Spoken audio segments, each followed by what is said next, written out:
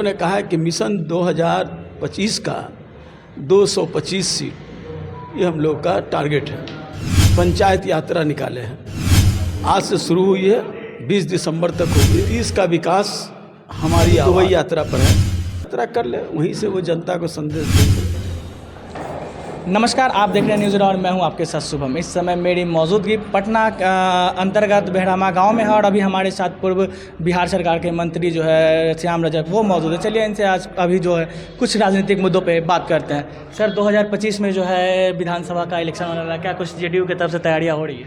तैयारी हमारी शुरू है और हमारी बैठक हुई थी, सांगठनिक बैठक, और हम लोगों ने कहा है कि मिशन 2025 का 225 सीट ये हम लोग का टारगेट है और उसी के सदत पूरे बिहार में 243 सीट पर काम हो रहे हैं। उसी संदर्भ में हम फुलवारी विधानसभा क्षेत्र का हर एक गांव में पंचायत यात्रा निकाले हैं, आज से शुरू हुई है, 20 दिसंबर तक होगी और इसमें यात्रा के माध्यम से नीतीश का विकास हमारी आवाज़, नीतीश जी का विकास जो है, जो कई योजनाएं हैं जो हर वर्ग के लिए, हर धर्म के लिए, हर जाति के लिए, हर एक आयु के लिए, हर एक लिंग के लिए जो योजनाएं हैं उसका लाभ लोगों को मिल रहा है।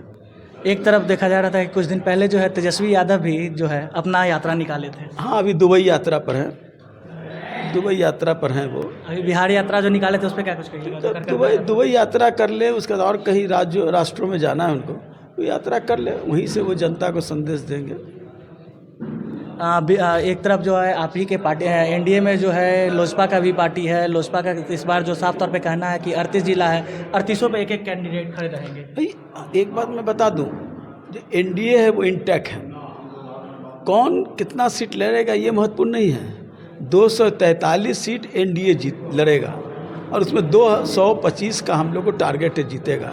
सब एनडीए के नाम पर लड़ेगा, अलग अलग हमारी जो गठबंधन है अपनी अपनी पार्टी का सिंबल रहेगा, लेकिन एनडीए का ही लड़ाई होगा।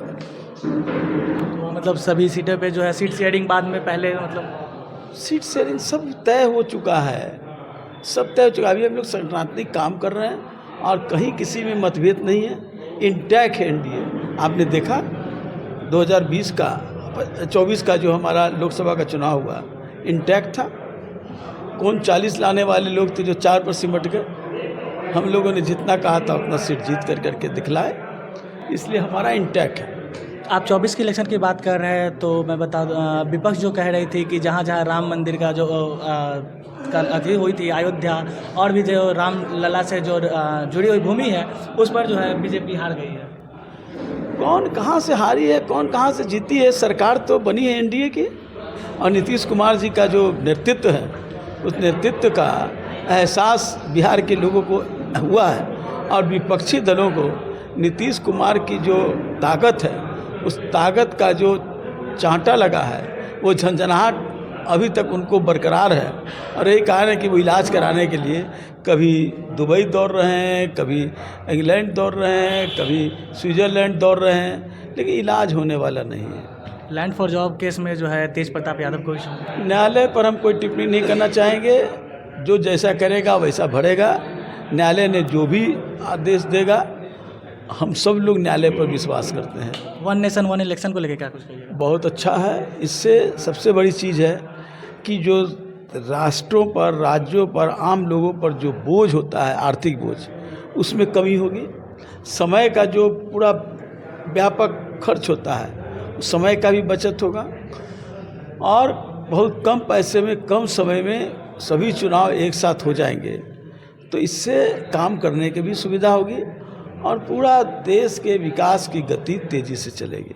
अच्छा सर, एक अहम सवाल जो अभी नज़र आ रही है, केंद्र सरकार के तरफ से बिहार को स्पेशल पैकेज के तौर पे बाढ़ को लेकर जो है पैसा दिया गया था, लेकिन अभी भी कई जगह जो है बिहार जो है वो बाढ़ से झूल रहा है, क्या कुछ कारण? देखिए, बाढ़ की समस्या का एक बड़ा निजात है, ये सुविधा और मदद ये एक अलग है। मेरा ये मानना है, हम पहले से भी कहते रहे हैं और हमारे नेता ने भी कहा है, नीतीश कुमार जी ने, जब तक नेपाल के साथ, जिसको सहमति दी है, वैचारिक सहमति दी है भारत सरकार ने, नेपाल के साथ जब तक हमारा समझौता नहीं होता है और इससे नेपाल को भी फ़ायदा होगा और हमको भी फ़ायदा होगा।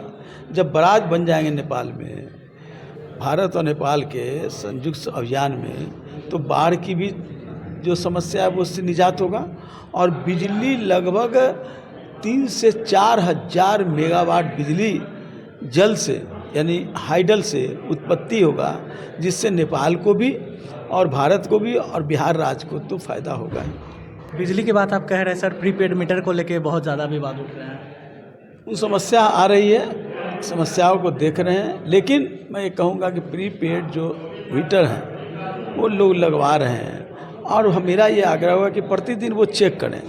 अगर उसको तुलनात्मक कोई गड़बड़ी है तो उसकी शिकायत करें। उसके लिए बने हुए हैं शिकायत केंद्र और उस पर निराश भी होते हैं, उस पर कार्रवाई होती है। तेजस्वी यादव ने कहा है कि अगर हमारी सरकार बनती है तो मुफ्त कुछ यूनिट जो बिजली होगी वो दिया जाएगा लोगों को। 15,000 करोड़ रुपया राज्य सरकार बिजली के क्षेत्र में सब्सिडी अभी दे रही है और हम बिजली गांव-गांव में बिजली देने का काम कर रहे हैं। चाहे वो एग्रीकल्चर में हो, चाहे वो कमर्शियल में हो, चाहे वो डोमेस्टिक में हो, चाहे वो इंडस्ट्री में हो, सभी जगह हम बिजली दे रहे हैं और सस्ते दाम पर दे रहे हैं। अब ये फ्री में क्या वो बोल रहे हैं, हमको उनकी बात समझ में नहीं आती है। बचपना में बहुत सी बातें कह दी जाती है। मुझे एक कहानी याद है, जब मैं छोटा था मेरे पिताजी मुझे कंधे पर ले करके सोनपुर मेला ले गए थे और मैं उनको जिद करता था कि हाथी हम लेंगे।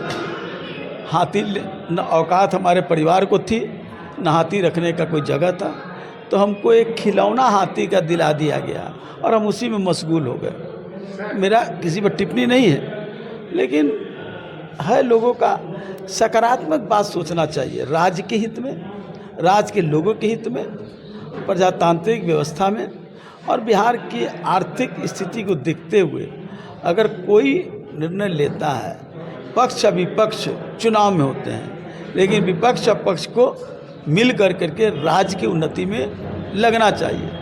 लेकिन हमारा विजन है कि हम सामाजिक न्याय, जो पीछे हुए छूटे लोग, बहिष्कृत लोग रहे हैं, उनकी सेवा करना उनका है। उनका है कि परिवार को हम कैसे आगे बढ़ाएं। हमारा विजन है विकास, उनका है अपना विकास। हमारा केंद्र बिंदु है नीतीश कुमार का चेहरा, जो पूरे देश में एक अजात शत्रु हैं। अजात शत्रु इसलिए कहा कि कोई अभी भी लाख जो कोई कह ले, लेकिन नीतीश कुमार के साथ सब लोग आना चाहते हैं। सब लोग चाहते हैं कि नीतीश कुमार के नेतृत्व में आए।